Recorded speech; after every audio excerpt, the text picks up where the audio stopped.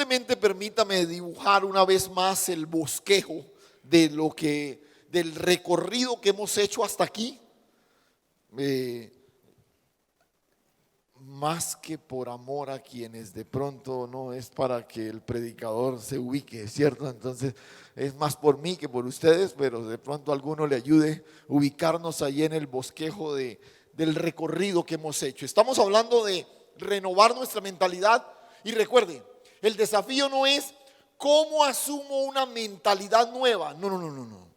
El desafío es cómo manifiesto la mente que me fue dada. Porque lo que la Escritura afirma es que nos fue dada la mente de Cristo. Tenemos la mente de Cristo. ¿Cuántos la tienen? No. ¿Cuántos la tienen? Bueno. Tenemos la mente de Cristo. O sea, entonces la idea es cómo opero desde la mente que me fue dada. No es cómo desarrollo la mente de Cristo, cómo la obtengo, no. Cómo opero en ella, me fue dada la mente de Cristo. Y entonces, en este punto del cómo hemos identificado tres cosas partiendo de un pasaje en la Escritura o una historia en la Escritura donde uno puede apreciar claramente cómo Dios se toma el trabajo de coger un pueblo con mentalidad de esclavo y llevarlo a que asuman una mentalidad de hijos, ¿no? Hizo una renovación de su mentalidad. Entonces hemos seguido ese recorrido. Tres cosas hemos identificado hasta aquí. La primera de ellas, yo necesito enfrentar una lucha contra mi manera tradicional de pensar, ¿sí?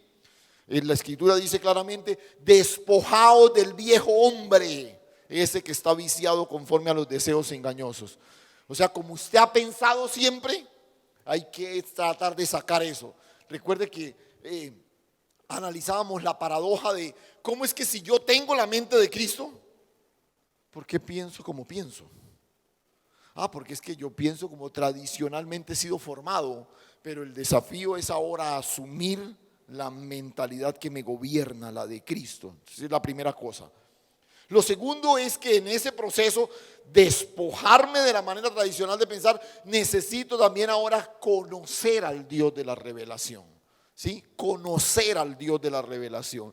Y hacíamos la diferenciación. Usted conoce la revelación de Dios y eso está bien, ¿sí? Pero este es un paso incompleto.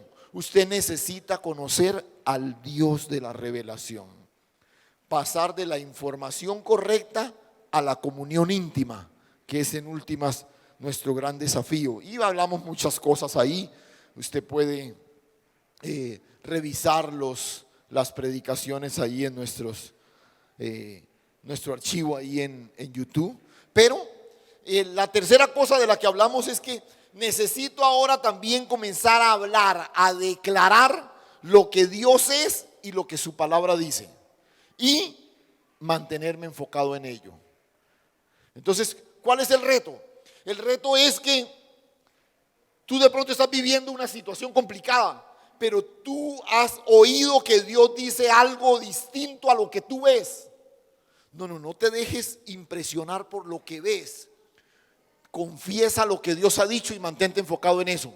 No, que es que mire cómo me está yendo, que no sé qué, sí, pero Dios ha declarado tocante a ti esto y esto. Entonces yo declaro lo que Dios ha dicho y me mantengo enfocado en eso. ¿Por qué? Para que mi mente esté concentrada en lo que Dios ha declarado. Ese es el gran desafío. Y el domingo pasado particularmente dijimos, mira, una mirada enfocada en Dios es el resultado de una vida consagrada a Él, ¿no? Entonces, declarar lo que Dios dice y lo que su palabra, lo que Dios es y lo que su palabra dice, y mantenerme enfocado en eso, demanda un paso de consagración. Si yo quiero ver manifestado lo que Dios ha dicho en un área particular de mi vida, yo tengo que consagrar ese área al Señor, ¿sí? poníamos el ejemplo de la finanza. Y tantas luchas con la finanza. Consagra tus finanzas a Dios. Toma decisiones de consagración para que en esa área en particular tú puedas ver cumplido lo que Dios ha dicho. ¿Sí? Entonces, eso te va a permitir mantenerte enfocado. Pero reitero, entonces, el domingo pasado hicimos el ejercicio o dejamos la tarea, ¿cierto? La comisión. Recuerde que una de las razones por las cuales nos congregamos es porque recibimos comisión de parte de la palabra. Usted cuando sale de aquí, después de cada momento en que ha estado expuesto a la palabra, usted tiene que salir preguntándose, ¿qué quiere Dios que yo haga en respuesta a la palabra que Él me dio? Entonces recibíamos la comisión de revisar cada área de nuestra vida y explorar si efectivamente han sido consagradas a Dios o no. No sé si usted haya hecho el ejercicio. Yo compartía con los hermanos esta mañana que fue muy interesante encontrarme, por ejemplo, que hay varias áreas de mi vida, ¿cierto? Que yo puedo incluso identificar que en el momento mismo en que fui alcanzado por la gracia de Dios, yo siento que esa área fue completamente consagrada al Señor. Pero en ese ejercicio también me encontré con otras áreas en las que, wow, no sabía, o mejor es tomar conciencia de que, Dios mío, hay mucho todavía que consagrar al Señor. Áreas en las que permanentemente patinamos, en las que permanentemente estamos siendo tentados, en las que todo el tiempo estamos experimentando algunos baches de frustración. Ya, son áreas que probablemente no he consagrado 100% al Señor. Entonces ese es el desafío. Hoy a estos 3 puntos de nuestro bosquejo vamos a sumar uno más de cómo, ¿cierto? Cómo seguir en ese proceso de renovación de nuestra manera de pensar. Recuerde, estamos recorriendo la historia que nos regala el libro de Éxodo en ese proceso que Dios cumple con el pueblo de Israel y particularmente con Moisés. Recuerda que identificamos que el pueblo de Israel tiene problemas con su enfoque. Le cuesta trabajo enfocarse en Dios, a pesar de todo lo que han visto. Han visto grandes cosas de Dios, pero apenas tienen un problema, ¿a dónde quieren regresar? A Egipto. O sea, venga, pero usted debe estar desenfocado en el Señor, no en lo que le está pasando. Pero con Israel pasó eso, ¿cierto? Uno imaginaría que un pueblo como esa generación, el pueblo de Israel en esa generación, que vio tantos milagros, uno esperaría que ya, asunto resuelto, deberían estar confiando en el Señor, dependiendo de Dios. Es que nomás piensen esto, vea, un pueblo que Dios saca de Egipto de la manera como lo sacó, con tantos milagros, con tantas cosas sobrenaturales, luego abre un mar para ellos, pasan en seco y luego cierra las compuertas del mar para sepultar a sus perseguidores. Por favor, si uno viviera una experiencia de esa naturaleza, era para uno vivir el resto de la vida como postrado delante del Señor. Dios mío, ¿qué es esto? Pero aún después del cruce del Mar Rojo, los milagros no cesaron. Pero Israel seguía con ganas de regresar a Egipto. Mira, les faltó agua y se quejaron y Dios les dio agua. Tuvieron hambre porque se les acabó el pan y Dios les envió pan del cielo. Igual se quejaron. Luego se quejaron por la falta de carne y Dios les dio carne, tanta carne que dice que les salía por las narices, ¿no? O sea, comieron carne hasta que ya. Pero como si eso fuera poco, el Señor extendió una nube sobre ellos durante el día para que el sol no les afectara.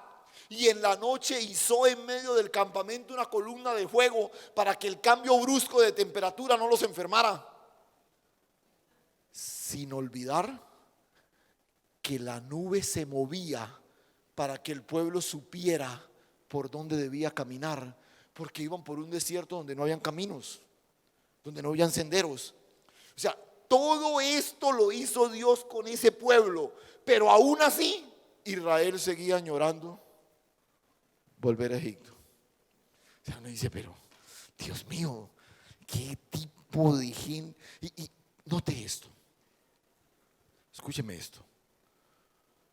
Todo lo que vieron no afectó, no cambió la manera como pensaban.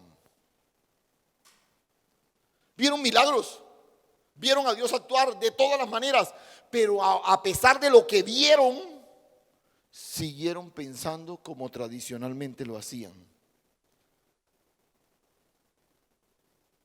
Y Dios los guía a través de esa nube y los lleva a las faldas del monte Sinaí. ¿Alguien recuerda qué otro nombre recibe el monte Sinaí?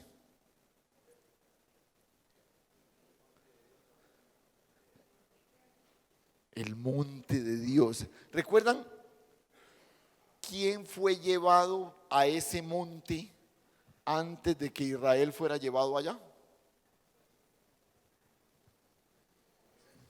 Moisés mismo. Por eso es que, vea, póngase, imagine esto: Israel va y toda la nación, más de 2 millones de personas ahí, van y simplemente van mirando la nube, y la nube va para allá, y ellos van caminando.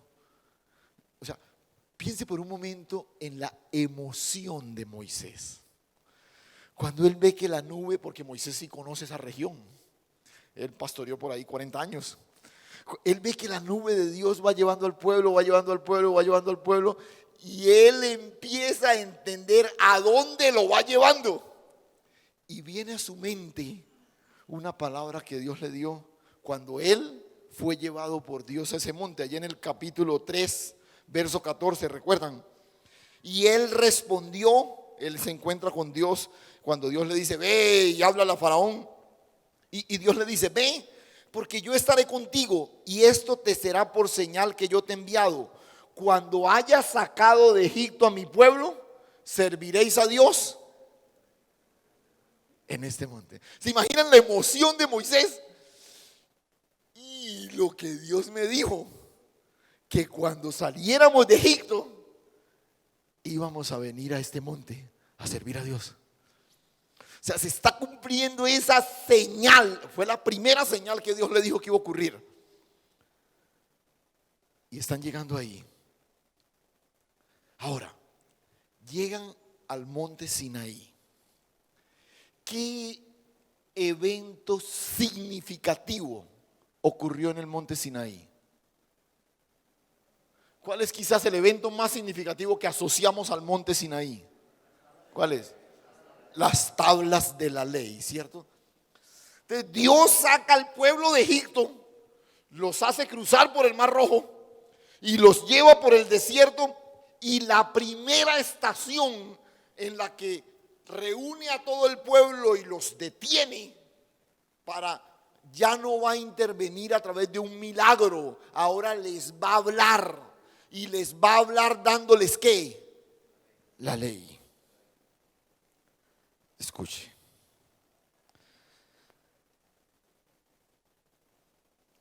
Israel, a pesar de todo lo que ha visto, sigue pensando como esclavos. Ya son libres, salieron de Egipto, ahora están por el desierto, son libres, pero siguen pensando como esclavos. Entonces Dios dice, necesito tomar una medida radical con este pueblo para cambiarle su forma de pensar. ¿Qué les da? La ley. La ley. Y aquí viene el aspecto sobre el que quiero que reflexionemos en esta mañana, en los próximos minutos. Escucha, yo necesito llenar mi mente de lo que Dios ordena. Yo necesito llenar mi mente de lo que Dios ordena para que mi vida responda a lo que Dios quiere. Tome nota, por favor. Otra vez. Ellos llegan a las faldas del Sinaí y reciben la ley, lo que Dios ordena, la ley de Dios. Entonces, el desafío para nosotros es el siguiente. Yo necesito llenar mi mente de lo que Dios ordena para que mi vida responda naturalmente a lo que Dios quiere. Para que mi vida responda naturalmente a lo que Dios quiere. La medida radical de Dios para transformar la mentalidad del pueblo es la ley. ¿Por qué la ley? Uno podría pensar que un pueblo que ha sido esclavo, que todo el tiempo tenían que vivir bajo la opresión y el yugo de una nación que los esclavizaba, que los obligaba a hacer una cantidad de cosas, si Dios les da la libertad, pues rico, ahora pueden hacer lo que quieran. ¿Qué quiso hacer el pueblo? Cada vez que tuvo un problema, regresar a Egipto.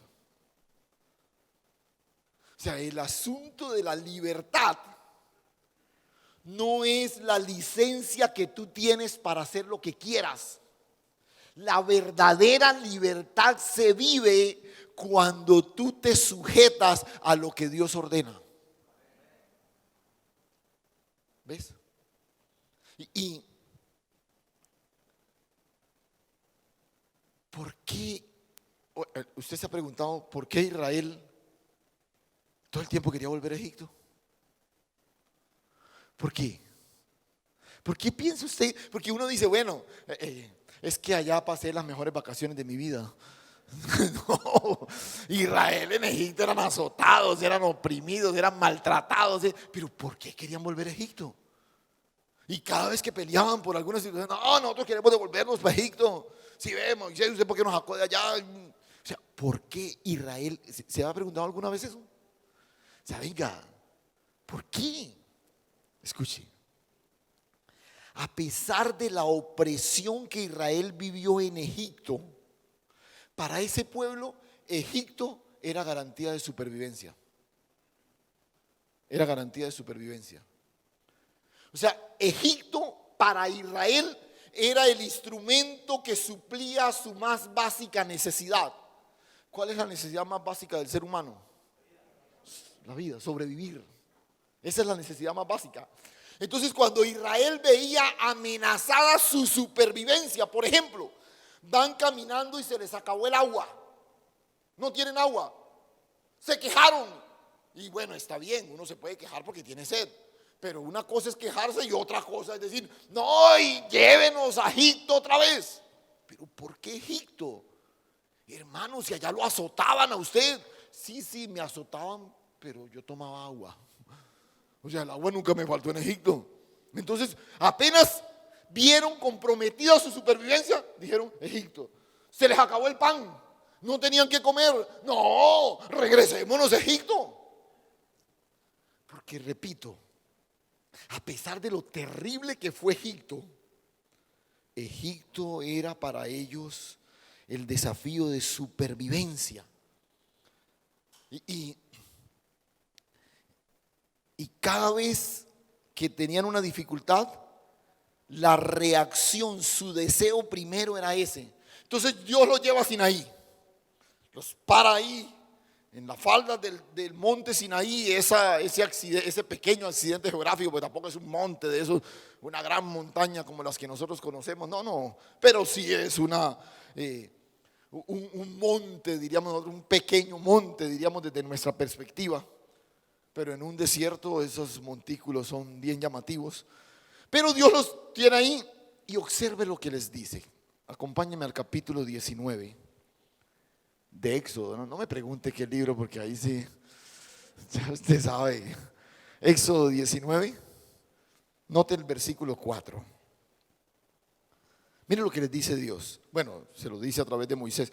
Vosotros visteis lo que hice a los egipcios y cómo os tomé sobre alas de águila y os he traído a mí.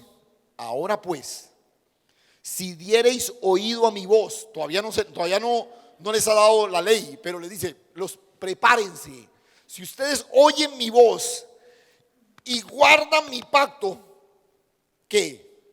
Vosotros seréis mi especial tesoro sobre todos los pueblos, porque mía es toda la tierra, y vosotros me seréis un reino de sacerdote y de gente santa. Estas son las palabras que dirás a los hijos de Israel.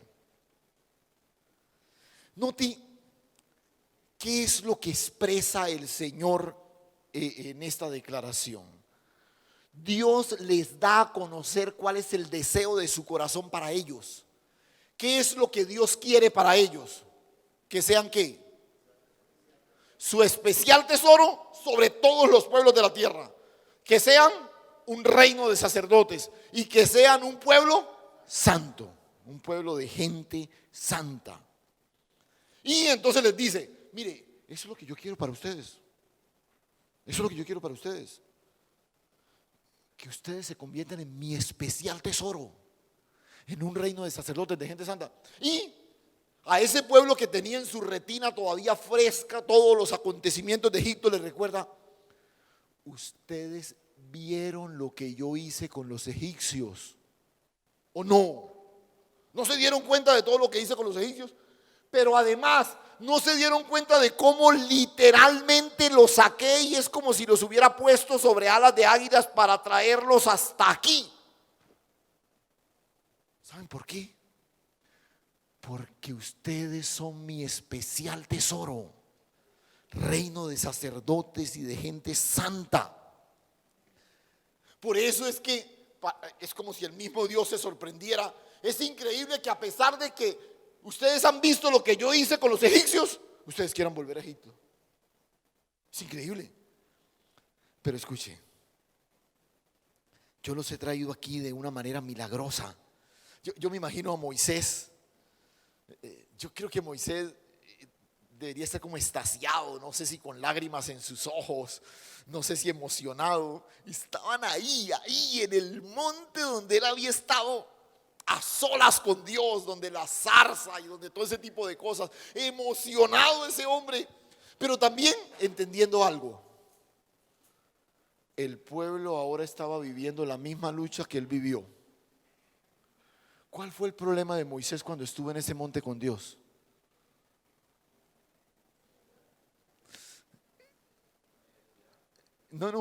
Y la dificultad de oír la voz de Dios. Porque Moisés quería que Dios lo oyera a él. Moisés, mira que te voy a enviar. Señor, pero es que yo no puedo, yo no sé qué. Sí, Moisés, pero yo voy a estar contigo. No, Señor, pero es que no me van a oír. Pero Moisés, no, pero es que yo soy tardo de habla. No, Moisés, cállese, hermano. ¿Sí? Y Moisés ahora, por eso es que yo digo que entre lágrimas, entre risas, entre expectativa, Moisés estaba pensando, uy, ¿cómo se la puse de difícil a Dios cuando yo estuve aquí? Y ahora viendo, porque el énfasis de Dios es, si ustedes dan oído a mi voz y guardan mi pacto. Ahora, escuche, ¿cuál es la invitación de Dios? Ya les dijo cuál es su deseo. ¿Cuál es su deseo? Expresado en tres cosas: mi especial tesoro, reino de sacerdotes y un pueblo santo. ¿Sí? Ese es el deseo de Dios. Pero les dice, necesito que hagan algo frente a lo que les voy a decir, la ley. ¿Qué tienen que hacer ellos? Oírla y ¿qué? Guardarla. Por favor, ojo con esa palabra. La idea aquí es que es algo que yo oigo y que yo todo el tiempo voy a rumiar en eso, voy a guardarlo, va a estar en mi mente y en mi corazón, en mi mente y en mi corazón. Ojo, no es una palabra para que yo escuché algo que Dios dijo, no, para que la tengan ahí, ahí todo el tiempo. Guarden en sus mentes las palabras de esta nueva relación que les estoy proponiendo por medio de la ley. mediten en ella, guárdenla. ¿Por qué Dios quería que la ley se llenara la totalidad de su pensamiento? Porque recuerden el proverbio, ¿no? Porque ¿cuál es el pensamiento del hombre? Así es él. Entonces Dios dice, ustedes vienen pensando en regresarse a Egipto, ustedes vienen pensando en que Egipto es la fuente de su supervivencia, ustedes a pesar de todo quieren volver allá. No, no, no, ahora yo quiero que piensen en mi ley, en mi ley, en mi ley, en mi ley. Pero otra vez la pregunta es, ¿por qué una ley? Pues uno dice, si estos tipos han estado bajo la opresión, que salgan a ser libres. Es que nosotros tenemos un problema. Nosotros asociamos ley con conductas. Cada vez que usted está frente a algo que le presentan como ley, usted dice, me van a imponer algo que debo hacer. Asociamos ley con conductas que debemos hacer. Escuche, Dios le da a Israel la ley no para que hagan algo, sino para que sean su especial tesoro. Y esta es la gran diferencia. Escúcheme, Dios da su ley no para que hagamos, sino para que seamos. El énfasis de Dios aquí es, ¿vosotros qué? ¿Vosotros qué? ¿Qué dice el versículo 5? Perdón.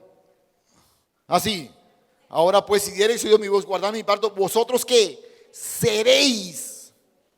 Dios da la ley para que Israel sea su especial tesoro.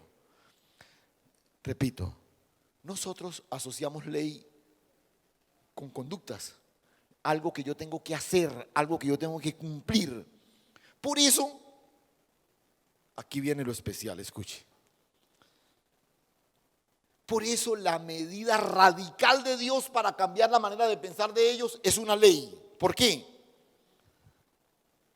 Porque la ley pone en evidencia la inclinación de mi corazón, de mi pensamiento.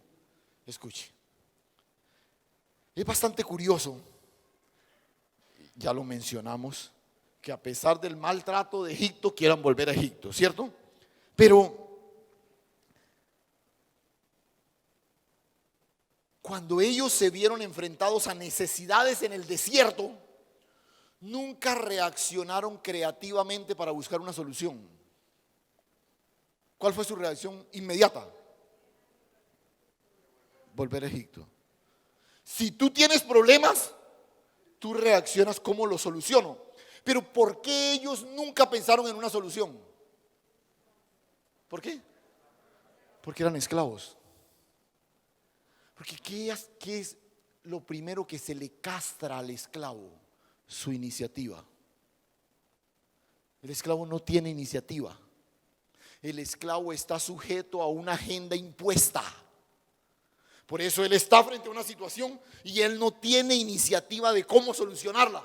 No, regresemos a Egipto. Regresemos a Egipto. Entonces, el esclavo no tiene agenda. Eso se le fue arrancado, sus sueños.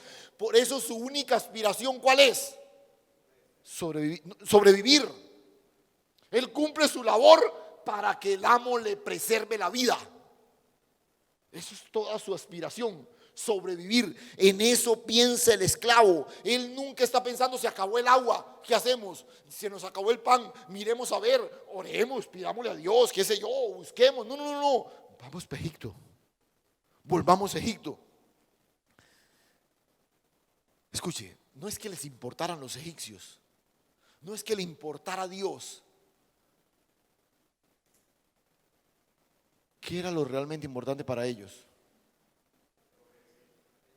Ellos mismos. Y escuche, el centro de su pensamiento era su bienestar. Y en este caso, el único bienestar al que aspiraban era la vida, seguir con vida. Y mira, Aquí hay algo interesante. Mientras estaba mirando el texto, estaba pensando en los sistemas de legislación de hoy. Volví a leer, por ejemplo, el preámbulo de nuestra Constitución y de algunas otras cartas de algunos países y todo lo demás. Y identifiqué un elemento en común, en algunos más marcados que en otros, pero todas estas cartas constitucionales que rigen, digamos, toda la legislación en un país, todo está sujeto a la Carta Magna, que es la Constitución. La Constitución está diseñada para garantizar los derechos y las libertades individuales.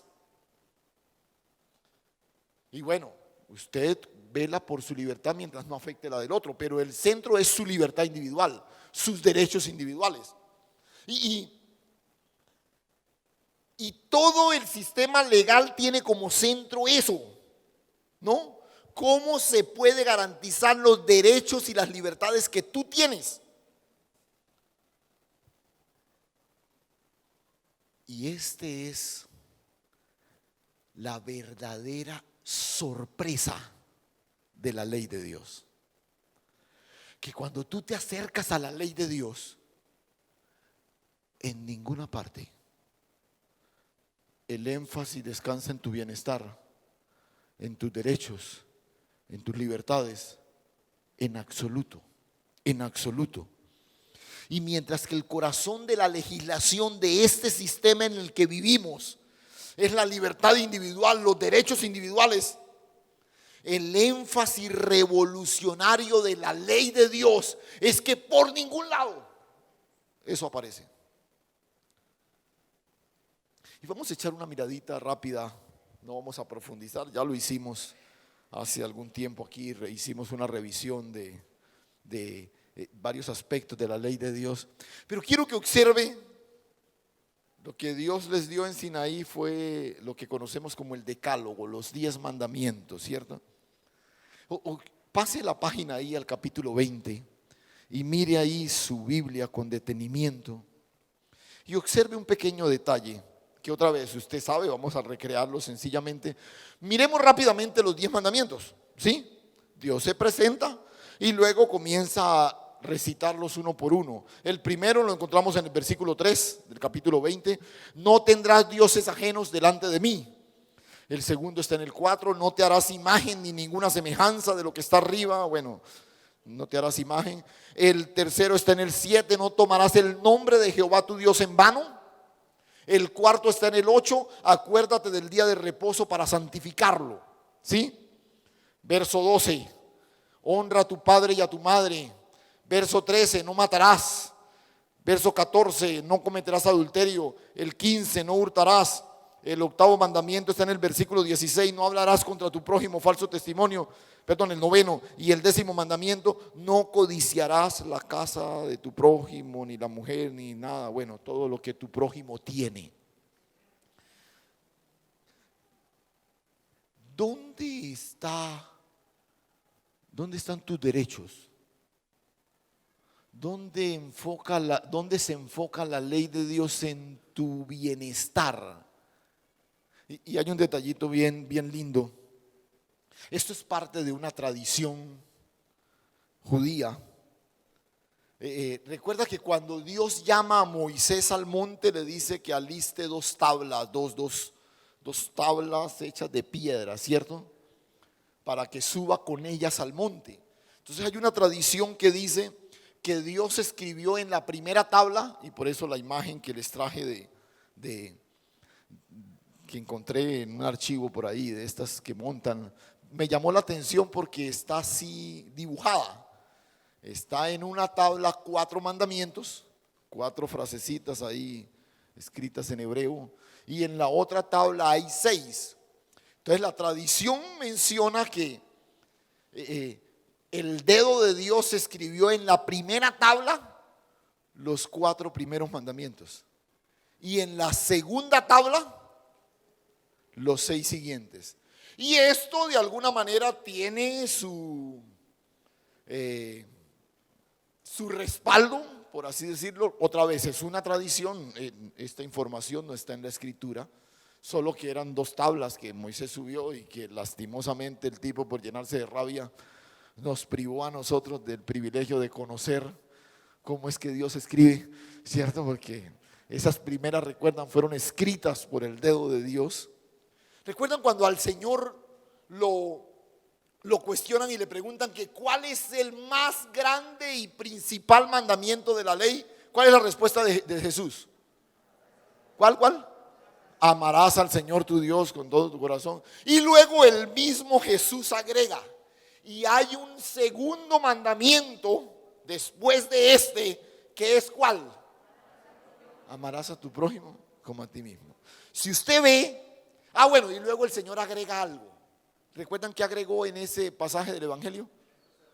En esto se resume toda la ley. O sea, Éxodo 20, Jesús lo resumió en esa expresión.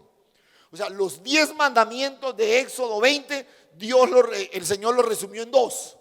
Amarás al Señor tu Dios con todo tu corazón y amarás a tu prójimo. Entonces la tradición menciona que Jesús hace esta declaración pensando en las 2 tablas.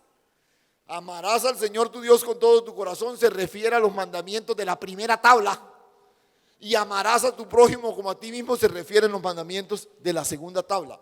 Observe los 4 primeros mandamientos, ¿sí? No tendrás dioses ajenos. O sea, no tendrás otro Dios distinto a Dios. No te harás imágenes de ninguna otra cosa. No tendrás imagen de Dios. Dios es espíritu, no tendrás imagen de Él. No tomarás el nombre de Dios en vano. Y dedicarás un día para consagrarlo a Él, para honrarlo a Él. El día de reposo será santificado para Dios. Si usted observa en esos 4 primeros mandamientos, el centro de esa legislación primera, ¿quién es? Dios. Dios. Todo el enfoque de esos primeros 4 mandamientos está ¿en quién? En Dios. Pero mire los 6 siguientes.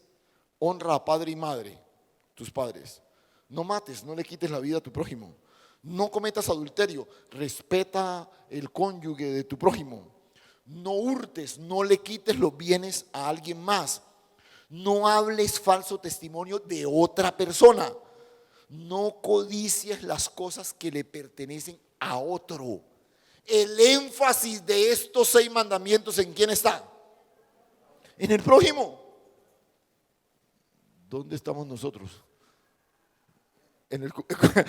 Cumpliendo. Ahí estamos. Pero note, esto no apunta a nosotros, apunta a Dios y a los demás. Y otra vez, esto es lo revolucionario de la ley de Dios, que no tiene que ver contigo. No hay una constitución que quiere garantizar tus derechos, tus privilegios. No, hay una ley de Dios que te dice: enfócate en mí y en tu prójimo. Pero seguimos con la pregunta: ¿por qué es la ley como la medida radical de Dios para que ellos cambien su manera de pensar? Bueno, ya empezamos a encontrar respuestas. ¿Por qué? Porque ellos quieren volver a Egipto. ¿Por qué? Por ellos. Tenemos sed, no vamos a Egipto, nos dan agua por lo menos. Nos azotan, sí, pero nos dan agua. Tenemos hambre, vamos a Egipto porque allá tenemos comida nosotros. Pero viene la ley de Dios y le dice: pero es que el importante no eres tú, el importante es Él, y después de Él, tus semejantes. Wow. Pero escuche esto, recíbame esto primero y ya se lo voy a explicar. La ley de Dios era sombra de la más grande propuesta divina para que el hombre pudiera moverse en el centro de su propósito. Repito, la ley de Dios es la sombra de la más grande propuesta divina para que el hombre pueda moverse en el centro de su propósito. O sea, esa ley nos estaba anticipando algo y sobre todo alguien. ¿Quién es el cumplimiento de la ley? Cristo. A veces uno tiene una mala concepción. Cristo vino a acabar con la ley. No, no, no, no. Cristo vino a cumplir a plenitud la ley y a mostrarnos la manifestación plena de ella, que es Él. Escuche. Pero voy a ilustrarle esto que le acabo de decir. Otra vez, en favor de los que están tomando nota, escuche. La ley de Dios es sombra de la más grande propuesta divina para que el hombre pueda moverse en el centro de su propósito. Entonces, voy a recordarle un concepto que aquí en casa, los hijos de casa ya lo saben. Se lo voy a recordar. Y los que se reincorporaron recientemente van a conocerlo. La ley de Dios es simplemente la invitación del Señor a transitar por el camino de la cruz. Usted dirá, ¿cómo así, pastor? Escuche. Usted va a notar cómo el camino de la cruz es una expresión de lo que la ley dice. Pero para que usted entienda el camino de la cruz, primero debe entender el principio de la cruz. ¿Sí? Lo primero que quiero que usted entienda es el principio de la cruz. ¿En qué consiste el principio de la cruz? Porque nosotros pensamos en la cruz como algo que sucedió allá en el Calvario y que cuando el Señor fue entregado. Y sí, pero recuerde que la Escritura nos advierte que el Cordero fue inmolado. ¿Cuándo?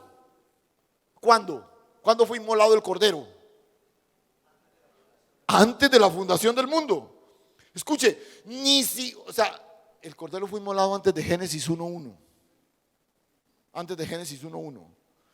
O sea, hay un principio de la cruz que fue manifestado en el Calvario. Pero ¿cuál era ese principio de la cruz? Escuche, identifíquelo en el Dios Trino. En el Dios Trino. El Padre hace todo en el Hijo, por el Hijo y para el Hijo. ¿Sí? El Padre hace todo en el Hijo, por el Hijo y para el Hijo. El Hijo vive para cumplir la voluntad del Padre y para darlo a conocer. El que me ha visto a mí, no se descresten por haberme visto a mí. Es que yo estoy aquí para que ustedes puedan reconocer a quién, al Padre. O sea, el Hijo vive para cumplir la voluntad del Padre y para hacerlo visible. Y el Espíritu Santo nos fue dado para darnos testimonio del Hijo y reconciliarnos con el Padre. ¿Qué nota en la dinámica del Dios Trino?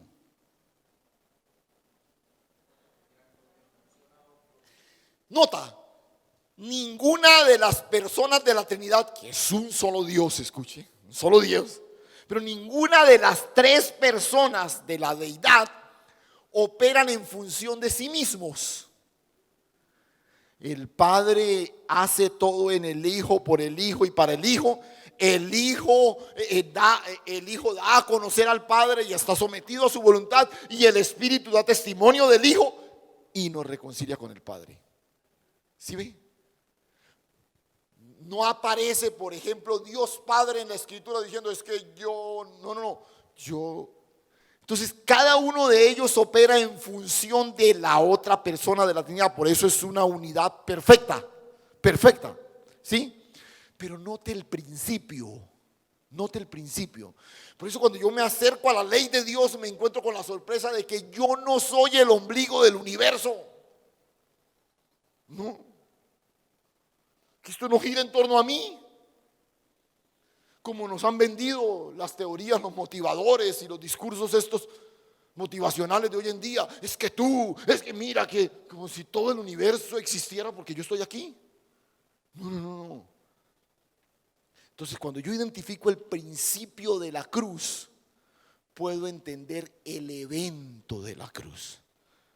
¿Y cuál es el evento de la cruz? Ese sí es más fácil para nosotros identificarlo, porque el evento de la cruz es el que leemos todo el tiempo en la Escritura, en los evangelios, al final de cada evangelio. Cuando el Hijo de Dios cargó sobre sus hombros el pecado ¿de quiénes? De todos nosotros.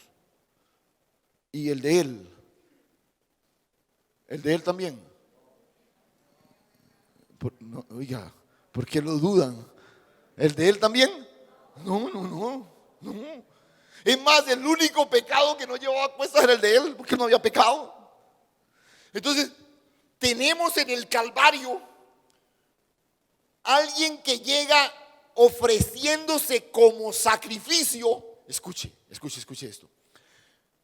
Para satisfacer la justa demanda de la justicia del Padre y para reconciliar a toda la humanidad con Él. ¿Qué notan del evento de la cruz? ¿Qué notan? El mismo principio de la ley y el mismo principio de la cruz. El evento de la cruz lo que hace es hacer visible el principio de la cruz. Todo lo que el Hijo hizo en el Calvario no lo hizo por Él, porque Él no necesitaba que ninguna sangre fuera derramada por Él, porque Él se hizo hombre sin pecado. Sin pecado. Es más, el único que legalmente no debía estar en la cruz del Calvario era Él. Todos los demás debíamos estar ahí. O sea, el evento de la cruz es la manifestación de alguien que no tenía que hacerlo, pero lo hace por la bendición de otros y para agradar el corazón de Dios. ¿Ves? El mismo principio del Dios Trino, ¿no? Pero entonces, ¿cuál es el desafío ahora? El desafío ahora es el camino de la cruz, el que Dios nos está llamando a nosotros, ¿no? ¿Y en qué consiste el camino de la cruz?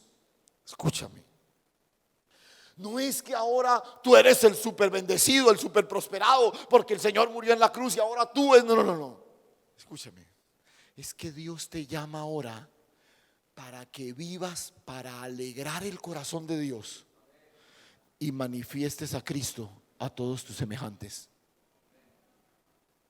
O sea, el centro no eres tú. ¿Qué es el camino de la cruz?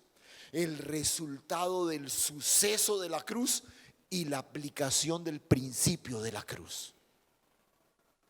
Repito, tú vives para alegrar el corazón del Padre y para manifestar a Cristo a los demás. Por eso, cuando muchos de sus seguidores querían sentirse discípulos de Él, el Señor allá en Mateo 16, 24 les dice: entonces Jesús dijo a sus discípulos, ¿qué les dijo? Si alguno quiere venir en pos de mí, ¿qué? Niéguese a sí mismo, tome su cruz y sígame. Niéguese a sí mismo, tome su cruz y sígame. Y Pablo lo dice de una forma que, bueno, Pablo era un poquito más directo, Jesús era un poco más ilustrativo, diplomático. Pablo dice, vea, allá en Gálatas 2:20 dice: con Cristo estoy juntamente crucificado. Ya no vivo yo, mas Cristo vive en mí.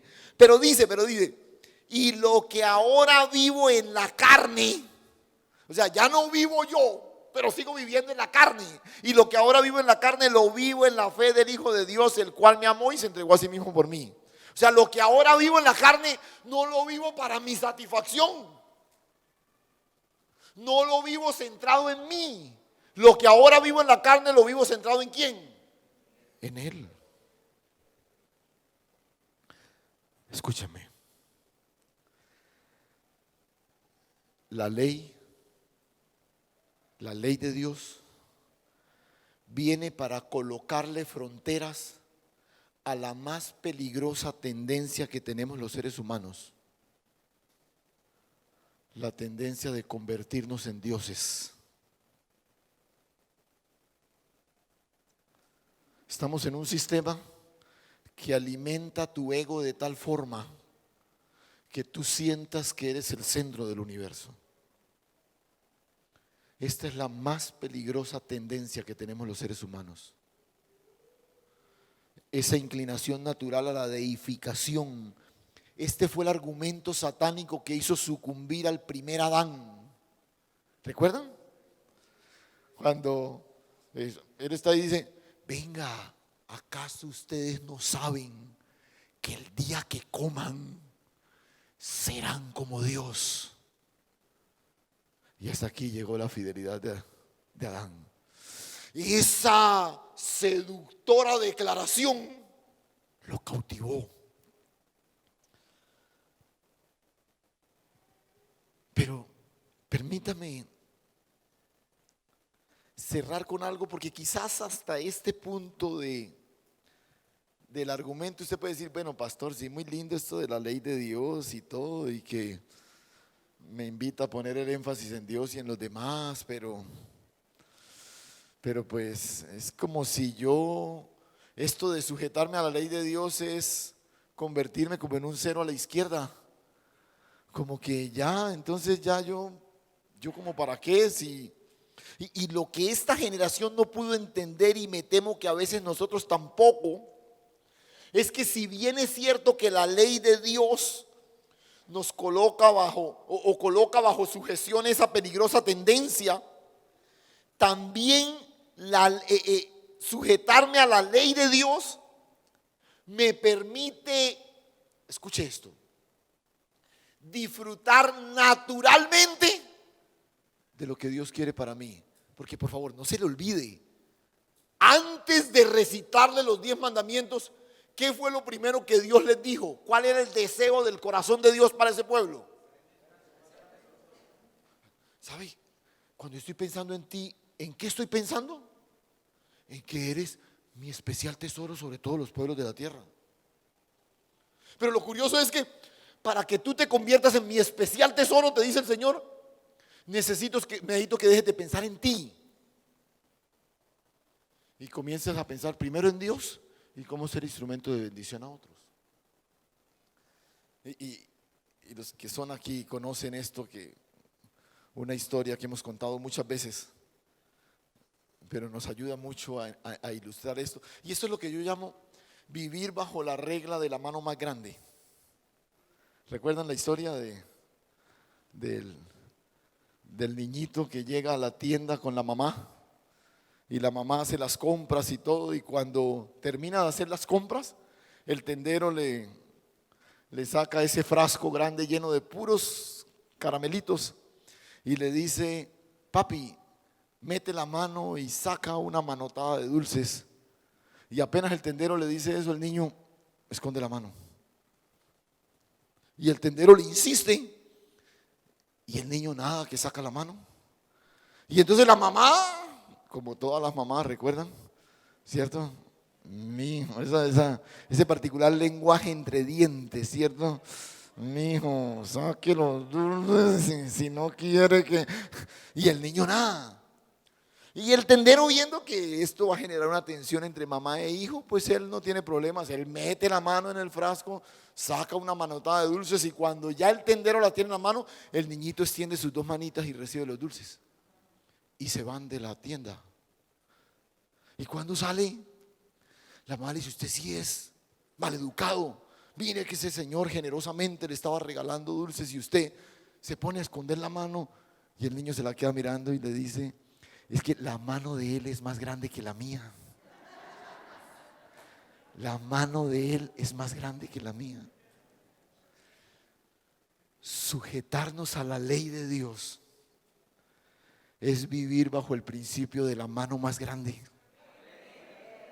La mano de Dios es más grande que la nuestra. Y de pronto usted estaba pensando: sí, Dios me está invitando a sujetarme a una ley de Él que lo pone a Él primero y a los demás después. ¿Y yo qué? Quiero simplemente terminar leyéndote un texto que aquí sí estoy seguro que todos se lo saben de memoria. Escuche: bienaventurado el varón que no anduvo en consejo de malos, ni estuvo en camino de pecadores, ni en silla de escarnecedores se ha sentado, sino que ¿qué? Sino que ¿qué? En la ley de Jehová está su delicia, y en su ley medita.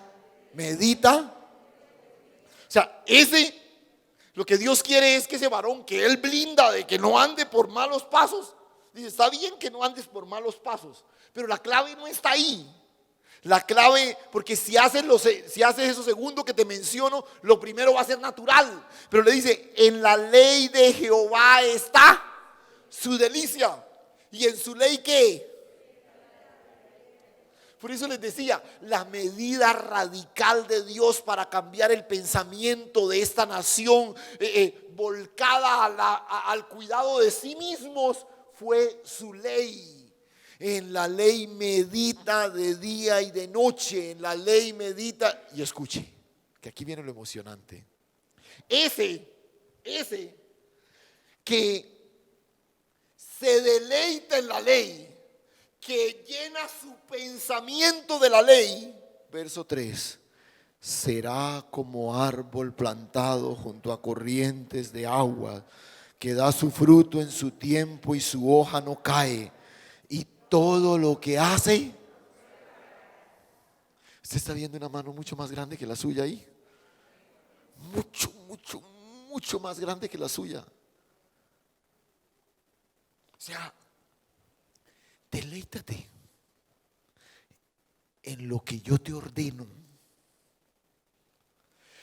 Llena tu mente de lo que Dios te ordena. ¿Y sabe cómo te mira Dios? Como árbol plantado junto a corrientes de aguas, que da su fruto a su tiempo y su hoja no cae, y todo lo que hace prosperará. Dios te fructificará. Dios te dará la vitalidad de unas hojas que no caen, y Dios te permitirá disfrutar de la prosperidad que solo viene de Él. O sea, no es que sujetarme a la ley de Dios me convierte en un cero a la izquierda. No. Pero me permite descansar en aquel que tiene una mano mucho más grande que la mía.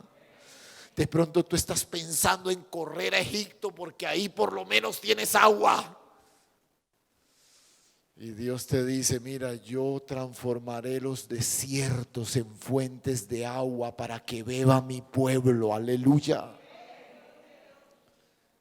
Es lo mismo que le dijo a Josué. ¿Recuerdan? Nunca se apartará de tu boca este libro de la ley, sino que de día y de noche meditarás en él, para que guardes y hagas conforme a todo lo que en él está escrito, porque entonces harás prosperar tu camino y todo te saldrá bien. Recuerda, llenar mi mente de lo que Dios ordena permite que mi vida responda naturalmente a lo que Él quiere. No te vas a esforzar. Tu esfuerzo es simplemente que tu mente se llene de lo que Él ordena, y tu vida naturalmente va a responder a lo que Él quiere. Porque la ley te fue dada para que seas, más que para que hagas. Cierra tus ojos un momento.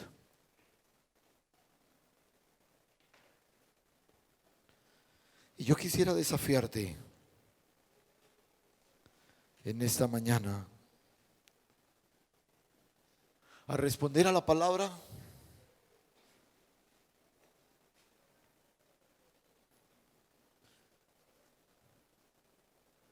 es quizás participar en forma consciente del ejercicio de que cada demanda divina que identifiques en la ley, comprométete a vivirla, a cumplirla. Porque la ley de Dios te permite hacer de Dios el centro de tu existencia y vivir para hacer la manifestación de su gloria. Y todo lo demás corre por cuenta de Él. Y su mano es más grande que la nuestra. Padre, gracias. Gracias, Señor. Gracias por el privilegio precioso de ser traídos por tu mano poderosa al conocimiento de tu ley, que alcanza su manifestación plena en Cristo Jesús. Gracias. Gracias, Señor, porque tu ley nos ha sido dada para librarnos de la más peligrosa tendencia a la que naturalmente nos inclinamos, Señor. Ayúdanos a vivir centrados en el cumplimiento de la primera tabla y ser una expresión de tu gloria, cumpliendo la segunda tabla, viviendo para agradar tu corazón y para manifestar tu gloria a otros. Transitar por el camino de la cruz, inspirados por el evento de la cruz y encarnando el principio de la cruz. Ayúdanos, Señor. Ayúdanos, porque ese pensamiento que nos ubica a nosotros en el centro de todo merodea nuestra mente todo el tiempo. Defendemos lo que creemos que es nuestro. Peleamos por los derechos de nosotros. Estamos comprometidos con buscar nuestro bienestar a toda costa. Y no nos damos cuenta que lo que estamos haciendo es correr desesperadamente al escenario de esclavitud donde tú nos sacaste, Señor. Queremos ser libres para vivir para ti, Señor, para alegrar tu corazón y para ser instrumentos en tus manos para bendecir a otros. Y tú nos pondrás al lado de corrientes de agua para que nuestra hoja no caiga y veamos prosperado todo lo que hagamos para honra y gloria de tu nombre. A ti la gloria, Señor, y toda la honra en Cristo Jesús. Amén y amén.